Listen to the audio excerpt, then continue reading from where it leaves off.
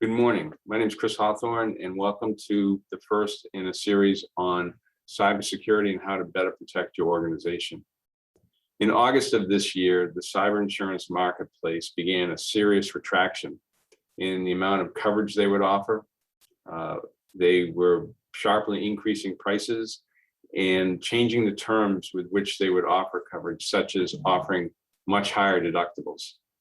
They also began asking deeper questions into what is an organization doing to protect itself? What are your various tools?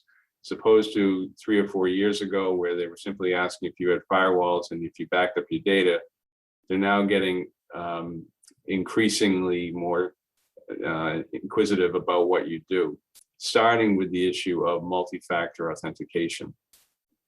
We hope the outcome of today is that it helps you be better prepared and get the best terms for your cyber renewal.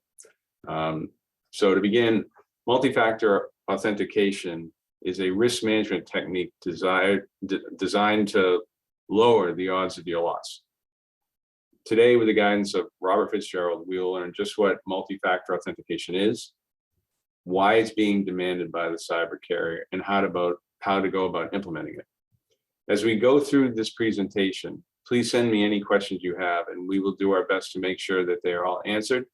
And after the presentation, we will send the presentation as well as a list of questions and answers out to all. Also, please note this is being recorded. So without further delay, it is my pleasure to present the president of Arcas Risk Management, Robert Fitzgerald. Hey everyone, thank you, Chris. I appreciate it. I'm excited to be here. I see some names of clients and people I've worked with Chris in the audience. So thank you for coming. I'm excited to be here. I think it's a really important, topic, especially for small businesses. When we think about MFA and multi-factor authentication, it is historically been the primary way, the primary key to stopping cyber attacks and, more importantly, data breaches. And we'll get into the reasons why that is. So my name is Robert Fitzgerald. I'm the founder and CEO of Arcas Risk Management, a business consultancy that specializes in cybersecurity, risk management, and compliance, and focusing on developing and implementing cost-effective enterprise class solutions for organizations of all sizes. What that really means is, while we can and do work with some Fortune 100 companies, our preference and our goal is to work with the SMB market, the small and mid-sized market, and provide them the same quality of knowledge and experience that the large organizations get at budgets that smaller organizations can afford.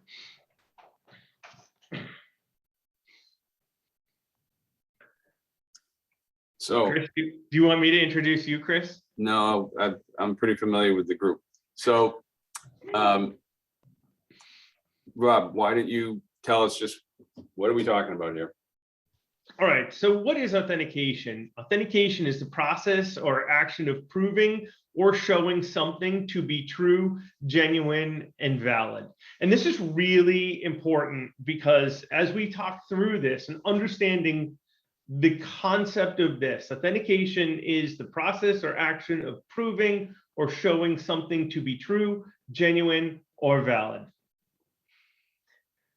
When we think about how we use technology, how we log into the internet, how we turn on and power on and access our computers, we think about it in terms of, oh, I type in my username and my password. And for many of us, at least anyone who is my age, remembers when you didn't even need to type in a username, or only had to type in a username and didn't have to type in a password. You just turned on the computer and here you go, this was it. And so we've gone through this as a society evolution of accessing our electronic devices. And it has moved to the primary security protocol today is something you know, something you have, and something you are. So I know my username and my password. I type in my username and my password. When I do that, multi-factor authentication signals to something I have, my phone, that says, are you trying to access your computer? If yes, type in the code or press yes. At which point I type in the code or I press yes. So it is this concept of knowing and being able to prove that you have something to authenticate who you are. And it's great because we continually do this. We don't necessarily even think about it anymore. When we want to log into our phone, we either have to type a password or use a thumbprint. If we want to make a purchase online with Amazon or at Dunkin' Donuts, we're logging into our phone, logging into the app, and then approving a purchase or an acquisition of a coffee or something at Amazon. Users log in with their passwords as you normally would.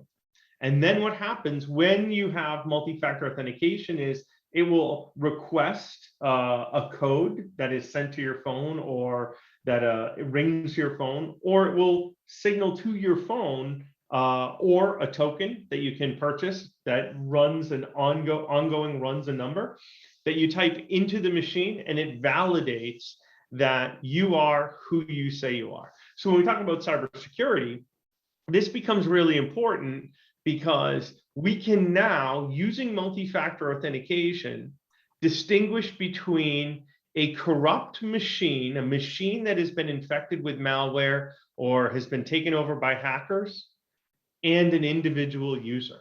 So think about this for a second. We now know that it was not an individual that embezzled money out of the accounts, out of the bank account, but that it was a hacker that did it because the individual wasn't logged into the computer or the machine.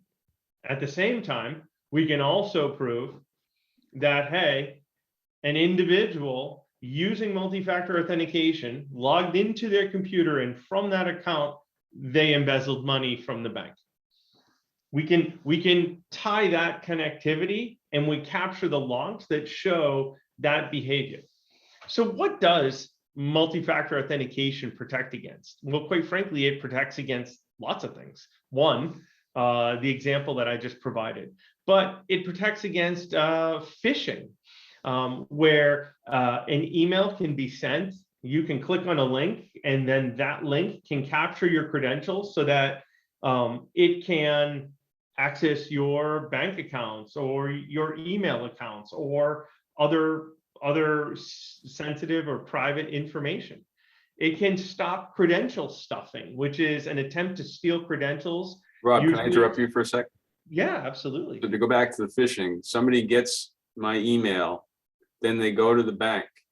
Can you, just to paint a bright red line, when they go to the bank, how does multi-factor authentication shut the bad guy down at that point?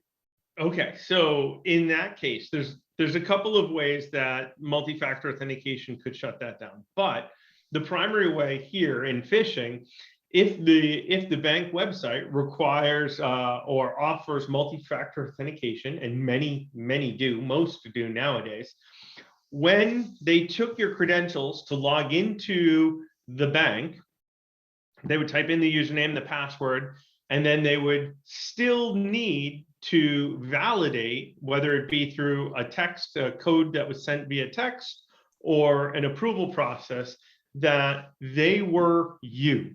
And if they can't validate that they were you, then it would stop. They would not allow them to access the bank account, and would not allow them to withdraw or move any money. Thank you.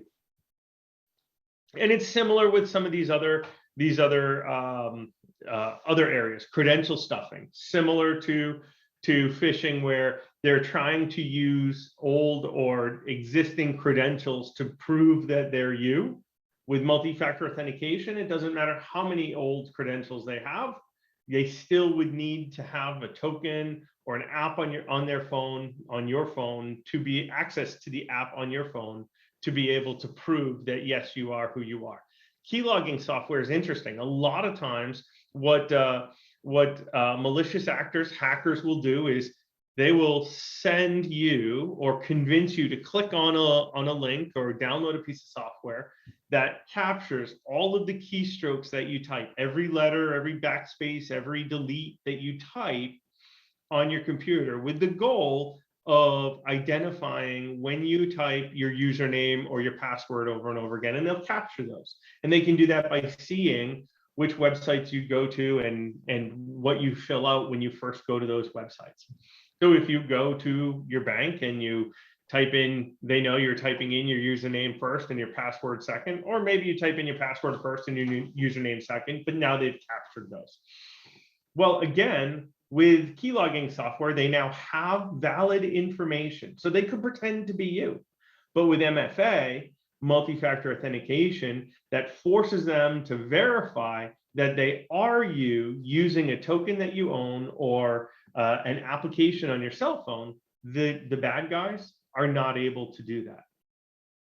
Man in the middle is interesting because man in the middle attacks have increased in popularity and ebbed and flowed over time. But as we sort of emerge past the COVID world and start going out again, we're going to see more and more man in the middle attacks. A man in the middle attack is where a hacker sits on a network, usually a public Wi-Fi network, to listen to all of the traffic or observe all of the network traffic, computer traffic between the users and the Wi-Fi hotspot that's being hosted. And if that hotspot's not secured properly, they can sit and they can capture that information, capture which websites the users are going to, and capture the bits and bytes of the usernames and passwords that you use, which they can then convert back into a usable format from them. So it can convert it from computer code back into actual usernames and passwords that they can use. And a real world example would be if you were at an airport or at a coffee shop and using the public Wi-Fi that's there, and that Wi-Fi, for whatever reason, wasn't secure, they would be able to see your information. Now that's bad enough, but now if they have your information, they can use that information, and understand they have programs that can use that information in real time. It's not that they leave and then go try and use your password the next day. They'll use your password, your username and password right there, that at that point in time, to access your account and then capture or make moves of money or other information. And we've seen this with lots of things. You know, what's an interesting thing is not necessarily man in the middle, but where we've seen a lot of theft in the past is in frequent flyer programs, frequent flyer, frequent buyer, any programs that give points. So you have people that are, travel the world and they collect airline points or hotel points. No one really monitors or tracks how many hotel points they have unless they're planning for a trip. And what will happen is someone will capture those, and because maybe MFA wasn't turned on or available at the time, they'll transfer those points to a different account. And then from that different account, they'll transfer them or convert them into money. We see that happen quite a bit. And then finally, one of the most popular attacks that's happening right now is the brute force or password spray attack. So organizations that use G Suite or O365 for their email systems, really cloud-based systems, can experience, they won't even know, but the hackers will set up and just spray as many passwords against the cloud system, the email system, as they possibly can. And sometimes they get lucky. They use actually dictionaries. It's not completely random. They use dictionaries. And then from there, they will have access to again, to your email systems. They'll have access to any other, if they find a password that works and they know other types of systems that you go to, they will absolutely try each and every one of those.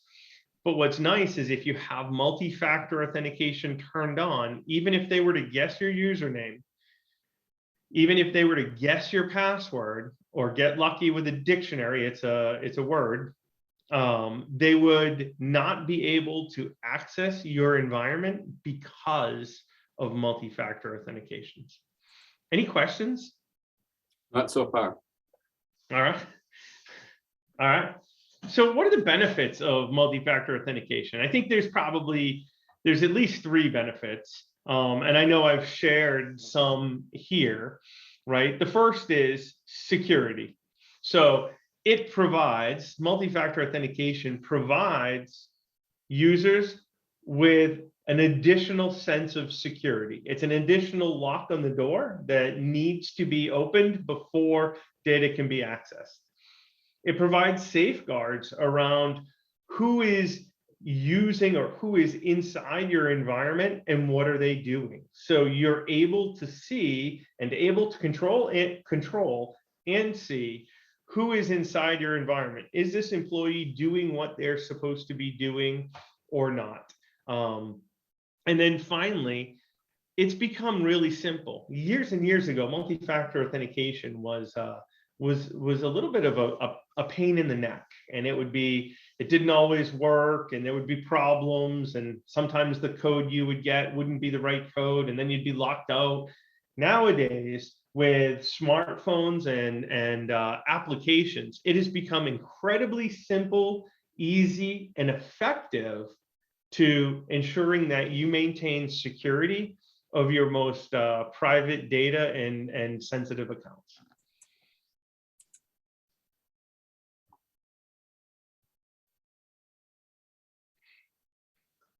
Checklists of items for MFA. So one of the things that people want to do, or what we suggest, is that organizations make a list of where they could maybe use MFA. Well, they can use it on their email systems. Almost all modern corporate business email systems, solutions, services offer multi-factor authentication. Use it on your phone email systems. Mobile devices, even if they're not company issued, can have MFA in place. Applications, QuickBooks, Microsoft O365, as well as a wide range of other applications, Salesforce.com as another example.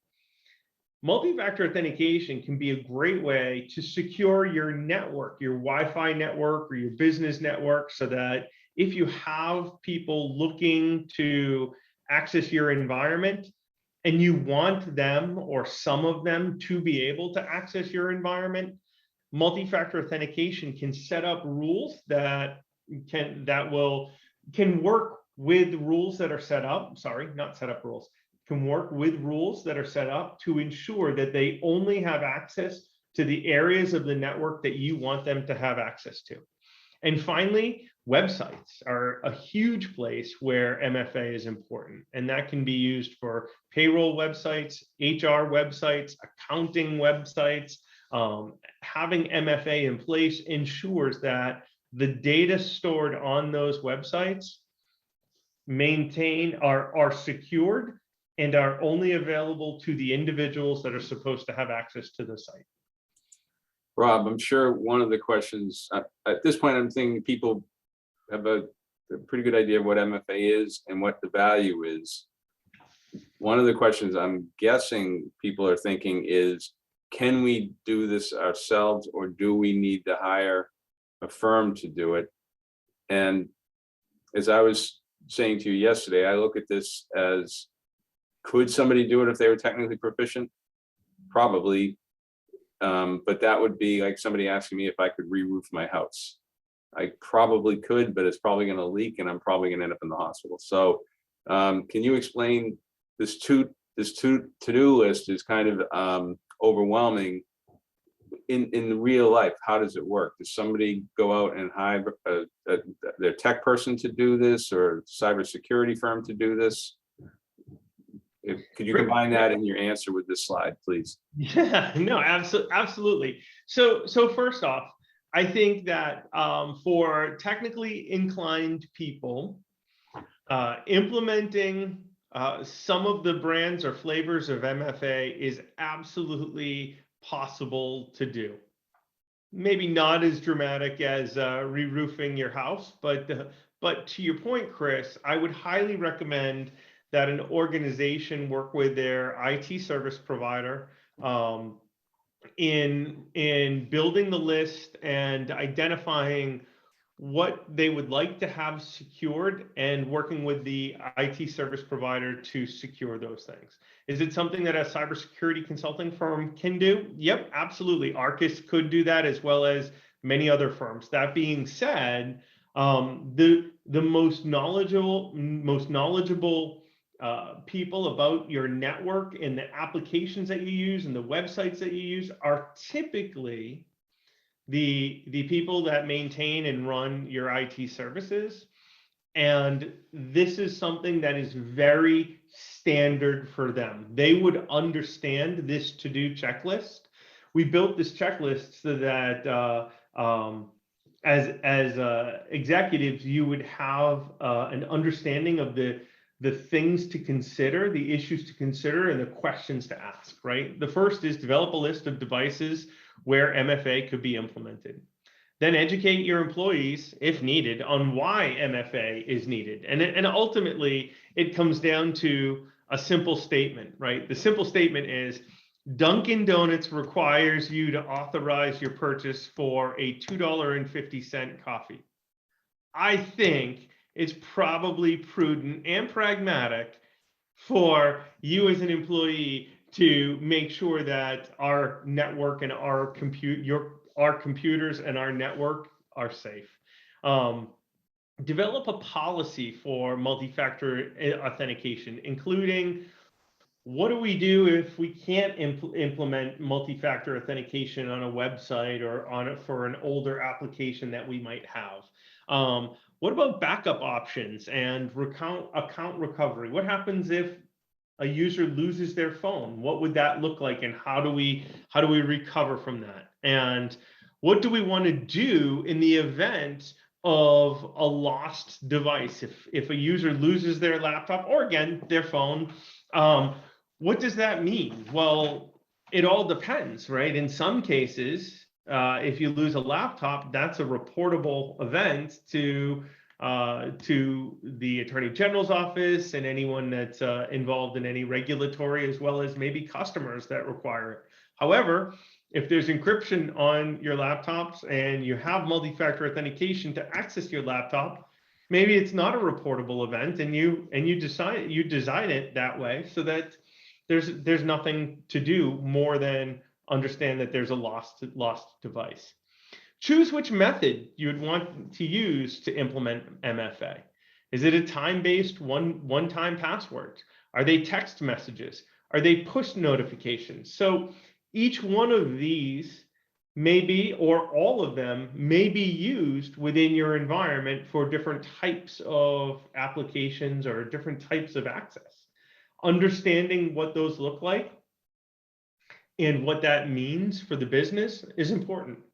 Have a support plan, turn on logging and alerting so that you're able to capture the information that you would need if there was ever a security event. You would have those logs that experts like the team at Arcas could come in and analyze. Develop a timeline for implementation.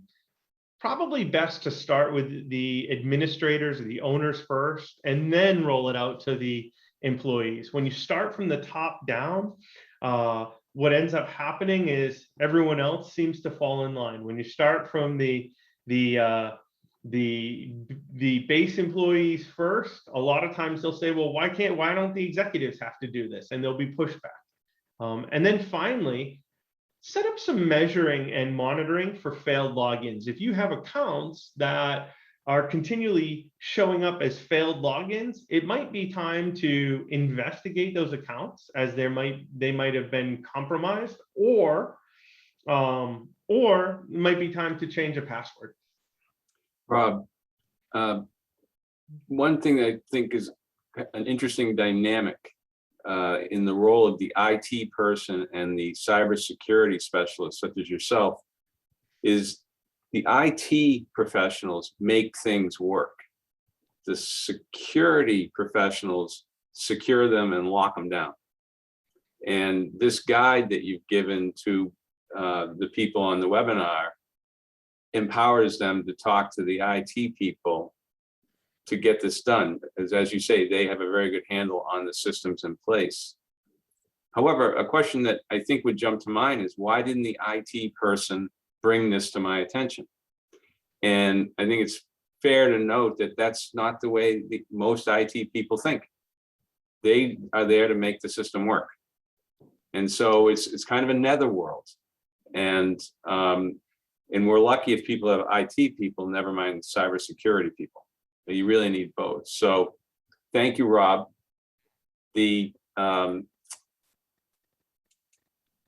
So we have not received any questions to date, and we have 4 minutes until our carriage turns into a pumpkin. So if anybody does think of a question, please feel free to email it to me.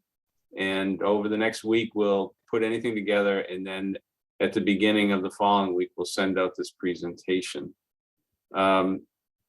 And I would like to share with you that Rob and I will be doing a similar presentation on the other questions that people will be asked at renewal by the cyber carriers. The big one is multi-factor authentication, and requires quite a bit of, not quite a bit, but it requires, as you can see, some analysis, some action on your part, starting with understanding. But there are many other questions that they're going to be asking you that could require actions on your part. And so in order to help you be well prepared for when your renewal comes up, or if you're trying to purchase cyber in the first place, we want to make sure that you have the right answers and knowledge on these questions. And Rob has graciously agreed to come back and help us with this. So thank you all for attending. Certainly a very big thank you to Rob Fitzgerald, as well as his team. They have been fantastic in helping put this together, and it's much appreciated. So again, thank you for everybody attending, and that will conclude the presentation. Have a good day. Thank you, everyone.